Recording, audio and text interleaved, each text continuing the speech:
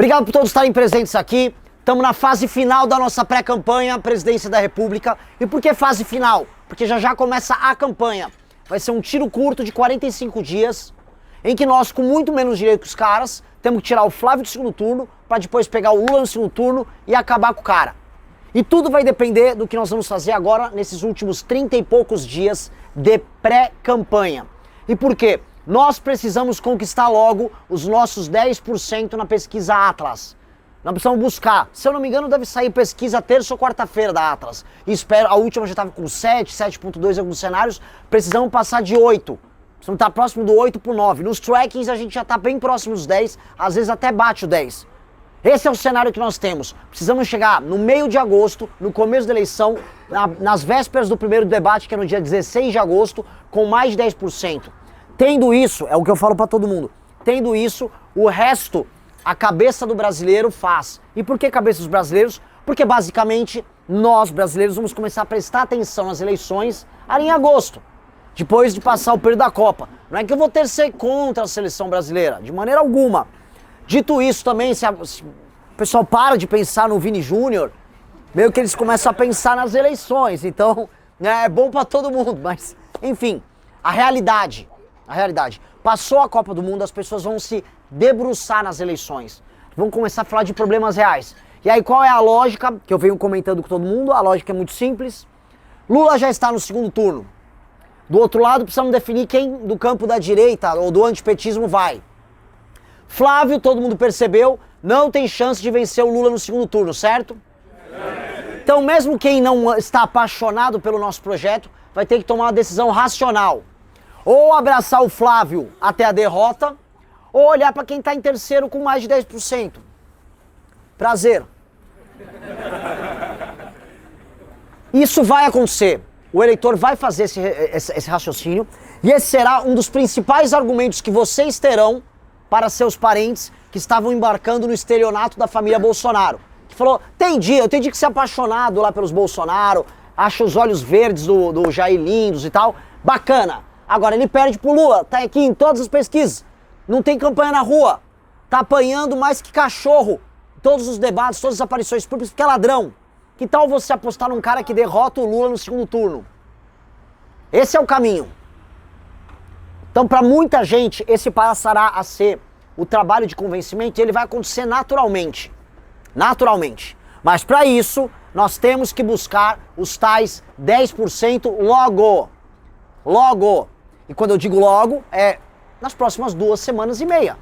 No meu cálculo é isso, 2 semanas e meia, todo mundo divulgando muito, todo mundo jogando todos os vídeos. Eu fico muito puto, né? Que fica todo mundo, a gente tá super engajado. Você tá super engajado? Cadê todo mundo, todos os dias, dando recompartilhamento? Sabe aquele negocinho? Lá no Instagram pra qualquer vídeo. É qualquer vídeo, você não precisa gostar do vídeo. Viu o vídeo, dá um recompartilhamento. Ponto. Ponto. Tem grupo de família, tem grupo de amigos, taca o vídeo pra lá e fala, foda, nem assistiu o vídeo. Falou verdade, você não assistiu 30 segundos de vídeo, cara. Confia que eu falei mesmo. Então, é pra fazer isso com uma energia muito maior do que os demais. É pra ir em todas as reuniões de trabalho, é pra ir em todas as reuniões de família e é pra falar, é esse maluco sim. Porque agora, o tempo que eu tinha pra provar, não só pra vocês, mas pras pessoas, que nós temos mais proposta. 2, nós somos honestos. 3, nós trabalhamos melhor. 4, nós somos mais inteligentes. Isso já foi. Isso já era antigamente, mas agora como pré-candidato a gente provou. Estão copiando tudo que a gente fala. A única campanha possível é a nossa. Então tá provado. Já não precisamos provar mais nada que somos superiores. Então agora o que resta é força bruta. Força bruta, divulgação. E a real é, nós temos mais engajamento do que todos eles. O engajamento nosso nas redes sociais, os vídeos que a gente vem postando, vem aumentando. Se vocês puxarem agora meu Instagram, teve 1 ou 2 dias atrás, o Riso viu, tinha um vídeo de 5.4 milhões, outro de 2 milhões logo ao lado. O homem é bom! O homem é bom!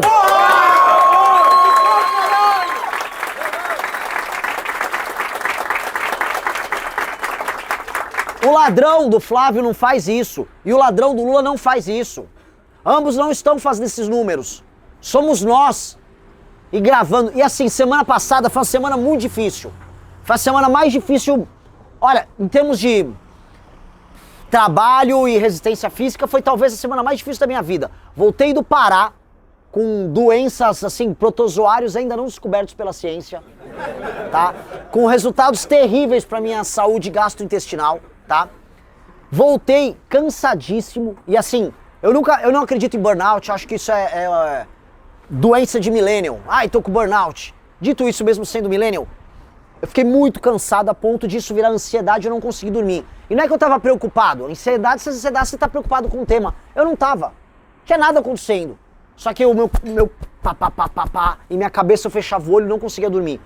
Eu passei, teve um momento que eu fiquei quase 72 horas sem dormir uma hora sequer.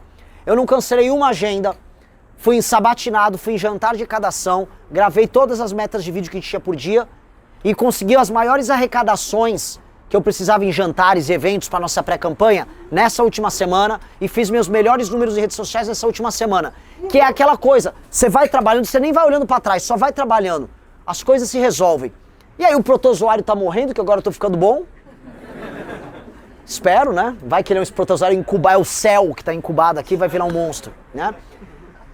Passamos por isso e agora estamos na fase, tá? De fazer a nossa turnê aqui pelo Rio Grande do Sul, para arrancar mais eleitor que estava iludido lá, igual fizemos em Santa Catarina, no Paraná. Vai ser a primeira região que a gente gabarita. Vamos fazer todos os estados da região sul, fechando pelo Rio Grande do Sul. Para eu poder rodar centro-oeste, eu vou rodar lá de busão, graças a Deus, tudo pronto. E aí, nesse processo de tomar os eleitores desse vagabundo e me tornar mais conhecido, nós vamos começar a ficar diante da possibilidade concreta de vencer as eleições para a nossa República Federativa do Brasil.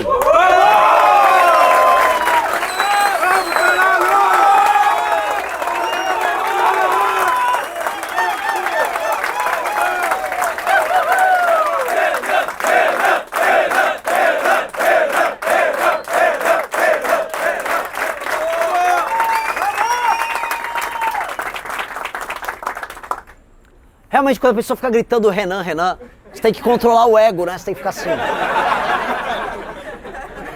Em Roma, haviam homens que ficavam do lado do imperador ou dos Césares, né?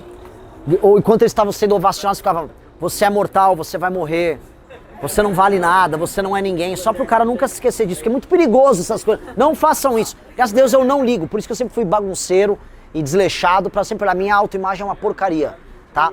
Mas, digo isso, eu agradeço muito, porque não é sobre Renan. Isso aqui é sobre missão, é sobre o nosso trabalho. Eu sou apenas o primeiro dos candidatos da missão.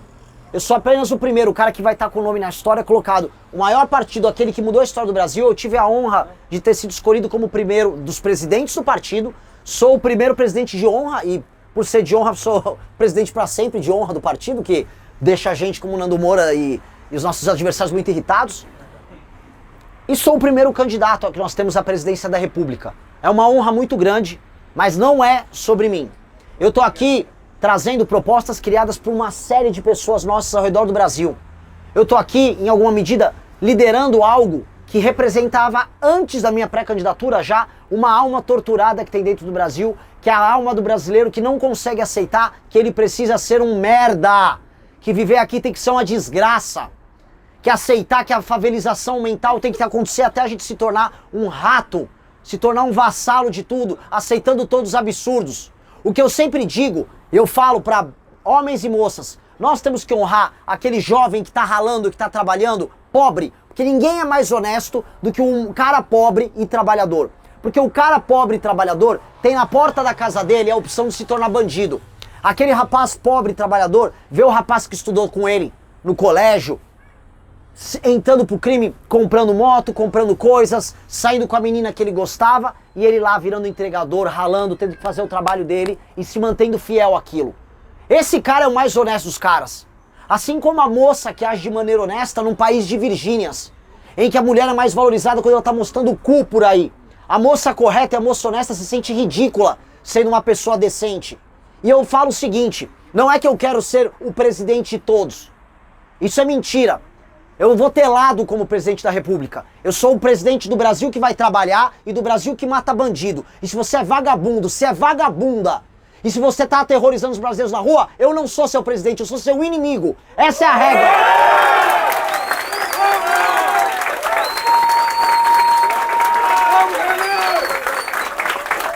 Essa é a regra. Chega de papo vazio. Eu não quero mais discurso vazio. Eu não quero papo que não chega a lugar nenhum. Nós precisamos ter lado, porque se você não escolhe lado numa briga, você não é ninguém.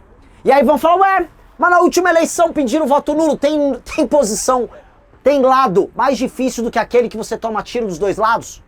Quando você escolhe puxar saco de um, você evita a porrada de um lado e se promove falando do outro. Quando você aponta que os dois estão errados, você apanha dos dois. Você se torna uma espécie de bode expiatório em que todos podem te atacar para justificar seus próprios males. Nós aceitamos ser o bode expiatório de todos eles. A questão é que o nosso próprio sacrifício nos elevou e não elevou a eles. Que esse se tornou o destino, por exemplo, dos ex-MBL, de todas as pessoas que estiveram conosco que nos traíram. A vida deles é ser um eterno ex-MBL, é ter que ir em podcast para justificar quem eles são através da negação da sua origem. Eles não são ninguém. Surgiram criados por nós e agora vivem fora do nosso grupo, pautados por nós. No momento em que nós, este grupo que foi desprezado e chutado, somos hoje, vejam só, eu falei isso ontem no Congresso e isso é muito importante, a última fronteira, a última linha de defesa. Não há outro nome que possa derrotar o Lula que não o nome na urna de Renan Santos do Partido Missão. Somos nós que vamos derrotar o Lula. Sobrou pra gente essa tarefa. Igual sobrou pra gente essa tarefa em 2015, quando precisávamos derrotar Dilma Rousseff. Dilma vence em 14 o Aécio, não havia oposição, eram homens fracos como sempre foram. Homens do PSDB, homens do DEM, que nunca conseguiram se organizar e que em grande medida estavam nos mesmos escândalos deles. Quem se insurgiu fomos nós, que ninguém esperava nada no impeachment da Dilma. Vencemos. Hoje, com a mesma oposição fraca, da turma que fica no Congresso, olha lá a hipocrisia da esquerda. Vocês conhecem essa turma? Vocês são do estado do Bibo Nunes, certo? Parabéns, eu tenho alguns lá no meu estado também. Podemos até fazer uma troca. E da cidade também agora, prefeito. Pois é. Então, o que nós temos diante disso? Uma oposição fraca, com lideranças fracas, puxa-sacos e homens sem culhão. Desculpa o termo aqui para as mulheres que estão presentes. Peço desculpa, por favor. Mas é verdade. Homens fracos. E com homens fracos e corrompidos, você não vai a lugar nenhum. Somos nós que vamos fazer isso. E eu digo mais, todos aqueles do campo da direita que hoje nos diminuem, que hoje pisam na gente e que ficam colocando o nome nosso na boca deles para ficar o tempo todo falando mal, eles estarão fazendo campanha para nós no segundo turno. Vocês podem escrever. Vamos!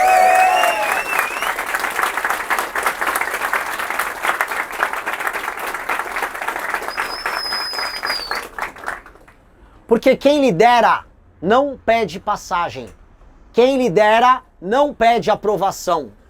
Veja só, vamos colocar aqui, colega pré-candidato Romeu Zema, precisa pedir aprovação do bolsonarismo para tudo. Outro dia quis ter uma opinião crítica sobre o ladrão do Flávio. Olha, o Flávio, o que ele fez é inaceitável. Inaceitável? Inaceitável é, sei lá, você torcer para a Argentina na Copa. Eu não consigo entender. Quando você recebe dinheiro do Vorcário e a tua família está envolvida no escândalo de corrupção, não é que isso não é aceitável, é que você precisa ser preso. Esse é o jogo. E aí ele deu essa palavrinha, tomou porrada e, atenção, meus deputados aqui do Partido Novo podem apoiar o Flávio. Isso é líder. E líder não pede aprovação, líder não pede passagem, líder lidera. E é isso que nós fizemos. E o líder se prova líder na diversidade e quando é minoria. Ser líder na maioria é fácil. Ser generoso quando você é rico é a mesma coisa, não é fácil. Você é rico, aí dá uma festona, tá cheio de amigo. Ficou pobre, um amigo não aparece, você não consegue dar a festa. Ser líder na diversidade é juntar as pessoas que estão ferradas e propor para elas um caminho, mesmo um caminho só é absurdo para muita gente. Foi o que nós fizemos. Aí todos caíram no caminho e só restou o nosso caminho. Veja que irônico. O único caminho que restou foi o caminho que a gente construiu. Foi a picada da mata aberta que nós abrimos. Isso nós abrimos fazendo tudo aquilo que diziam que era impossível. Se opor ao líder populista no próprio campo, criar um partido político, criar um próprio projeto, negar o puxa-saquismo, criar conteúdo complexo para pré-candidato, fazer campanha ou pré-campanha falando de proposta. Se eu seguisse o receituário de todo mundo, eu tava em casa agora. Nem com 1%. Me diziam, vá no Nordeste e apenas sale, ô povo bom! Olha aqui, ó, subiram um jumento. Eu falei, não, eu vou falar aqui que os políticos deles estão roubando os outros estados lá no Pacto Federativo, vou explicar que eu vou prender os políticos deles, que eu vou fundir os municípios deles e que a vida deles vai melhorar. E que eu quero que eles paguem a conta do Brasil igualzinho os estados do Sul e do Sudeste. E eles gostaram. Foi o tudo ao contrário que os manuais pregam. Fui na Ilha do Marajó, fui falar do problema da Ilha do Marajó.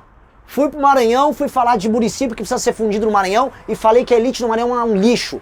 Fui nas favelas, tanto em Belém quanto no Coradinho e São Luís do Maranhão, e falei o quê? Filial do inferno e o outro é zona de guerra. Menti?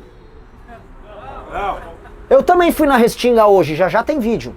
E vou falar dos problemas da Restinga. Nós faremos tudo isso. Fui em Paraisópolis, em São Paulo. Gravei também em favela no Rio de Janeiro. Vamos falar dos problemas do Brasil. O que eu comecei a reparar, que vai ser um grande legado dessa nossa pré-campanha, é que ao rodar o Brasil falando dos problemas, e isso viralizar, os brasileiros passam a tratar algo que é um problema como um problema. Porque nós não fazemos isso. Nós aceitamos que o problema é parte da nossa identidade. Todos os nossos vícios nós tratamos como virtude. Ah, eu sou malandro. Eu passo meu amigo para trás. Poxa, sou muito brasileiro. Qual o sentido disso? O Brasil, de acordo com rankings internacionais, é uma das sociedades menos baseadas em confiança. A confiança social de um brasileiro para o outro é mínima. E sabe onde isso se reflete? Juros altos. Quando a confiança no outro é baixa, os juros é sempre alto. Um banco cobra juros mais altos sabendo que vai tomar calote. Nós, no nosso sistema de confiança, somos como eternos agiotas. Um não confia no outro.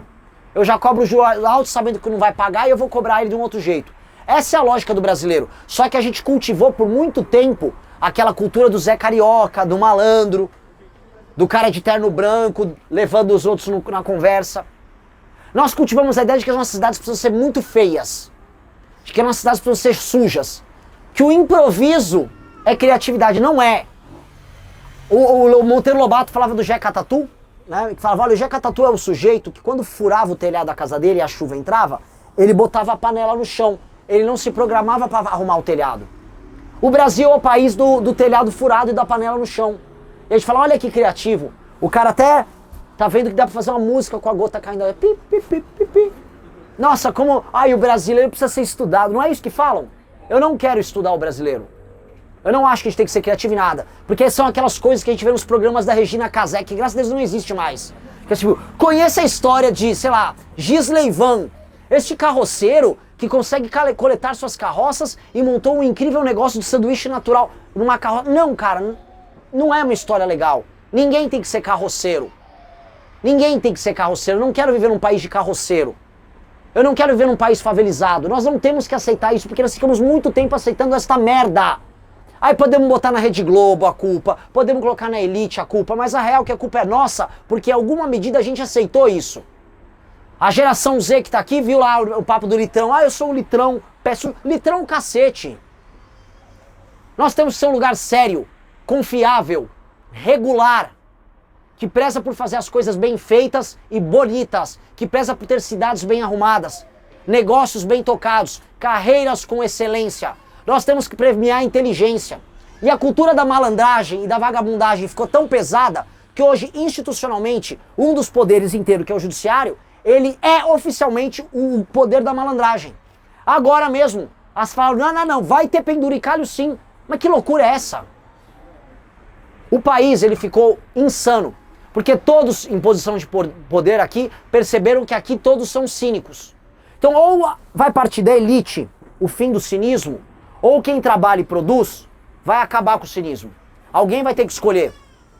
A base da população, e eu visitei os lugares mais pobres do Brasil, não virá deles a resposta, porque aquelas pessoas já foram despidas de tudo, tiraram tudo deles.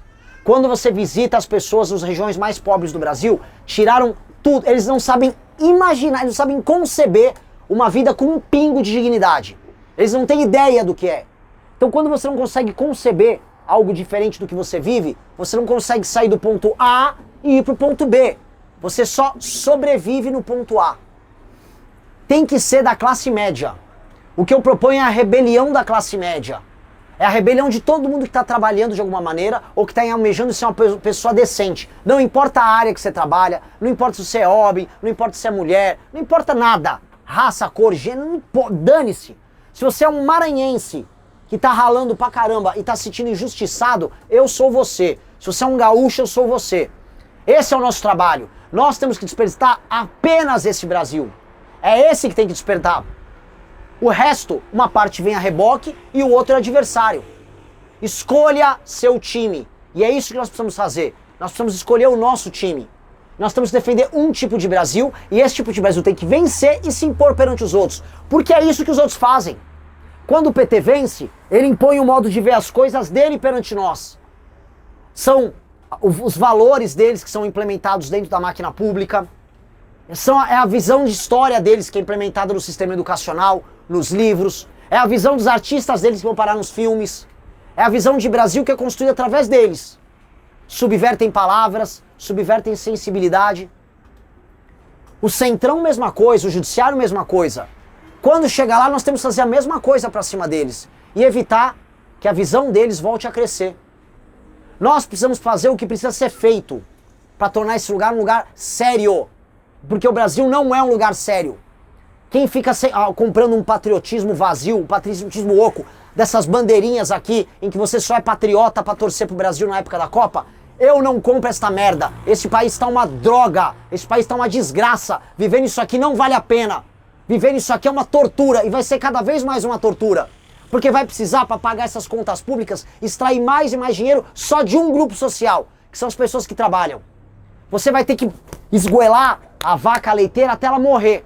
Porque é isso que esses caras vão fazer. Vai se tornar cada vez pior. Não vai melhorar se nós não chegarmos no poder. E eu tô falando de maneira concreta. Ou é a gente, ou essa porra já era. Nós temos que fazer isso.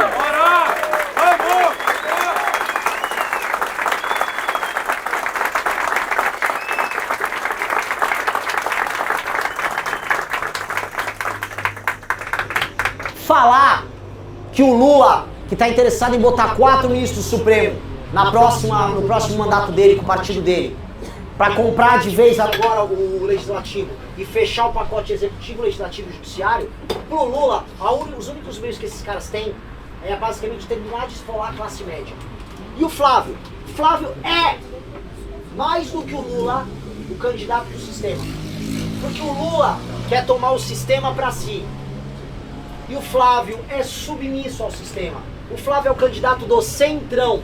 Por isso que ele queria que o Ciro Nogueira, envolvido no Master, fosse o seu vice. Por isso que o Centrão inicialmente tinha fechado com eles. O Flávio era o candidato do sistema. O Flávio também era candidato judiciário. Veja se o STF faz alguma coisa com o Flávio. Já fez? Sempre o poupou. Flávio só existe por decisões do STF. Decisões do Dias Toffoli, que acabaram com as provas obtidas pelo COAF contra ele, porque era rachador e ladrão, como irmão e como pai. Salvo pelo Gilmar Mendes, que tirou do Judiciário do Rio de Janeiro o processo dele que envolvia a rachadinha, que deu foro especial retroagiu o foro especial dele por período que era deputado estadual, uma loucura, invenção do Gilmar. Esse cara é o cara do sistema. Esse cara é o cara do mais do mesmo. Então é de um lado o projeto autoritário do Lula, que pode vencer se o Flávio for pro segundo turno. Do outro, o não projeto do Flávio, que basicamente é qualquer coisa do sistema. E para romper com essa droga, de maneira muito improvável, sem recursos, rodando de carro, nós, de maneira improvável, nós, contra tudo, contra todos, nós, motivo de piada, nós, mas única esperança para derrotar esses caras, nós, somos nós. Você tem que sentir, que é o que eu comecei a sentir, especialmente nesses dias que eu não dormia, você começa quase a alucinar. É horrível, eu nunca fui uma pessoa que tive crise de ansiedade, crise de pânico, depressão. Eu sempre fui um cara sem graça nesse sentido, eu sempre fui muito estável. É horrível não dormir, é horrível. E é horrível quando sua cabeça fica quase delirando de cansado e você fecha o olho e ela não mexe. E ali, nesses delírios, eu comecei a falar, eu vou ganhar. Nós vamos ganhar, isso aqui tem algum significado. Eu falei, é óbvio que é a gente. É óbvio, sempre foi a gente. É o nosso destino. O destino olha pra gente e nós olhamos de volta. E nós seguimos em direção a ele. E o destino jogou pra gente todas as dificuldades que a gente encontrou. Todas as negações, todas as operações que fizeram contra nós, todos os ataques, todas as traições, todas as sabotagens. E o destino também nos colocou pessoas incríveis, que nunca desistiram no processo. E o destino vem sendo justo conosco. Vai caber a nós aproveitar a janela que o destino nos deu agora. A janela está dada. Boa parte daquilo que a gente chama de elite no Brasil começou a ver a nós como a única pré-candidatura possível. Eu rodei os salões, as casas das grandes figuras da elite de São Paulo. Na semana seguinte fiz a mesma coisa no Rio de Janeiro. Uníssono. É o único candidato possível. Todos concordaram. Eu andei e visitei famílias, visitei cidades, rodei interiores. E as melhores pessoas nessas cidades já estão nos divulgando. Então as pessoas perceberam o destino do nosso caminho. E aí eu volto pro começo do que eu estava falando com vocês. Nós temos um mês para vencer essa eleição. É esse um mês em que nós vamos terminar de convencer as pessoas a cruzar os 10%, porque nós temos que terminar de convencer os 10% dos brasileiros mais capazes e inteligentes e que já estão debatendo política. Porque depois passou do 10%, vai vir o desinformado, vai vir a pessoa que vai tomar a decisão na reta final. São as pessoas que seguem o fluxo. E quem determina o fluxo são esses primeiros a fazer parte dos 10%. Os primeiros que um dia foram 1%, que foram alvo de piada, que foram ridicularizados. Esses primeiros é que vão vencer o jogo. Porque sempre uma pequena minoria organizada e capaz derrota uma grande maioria.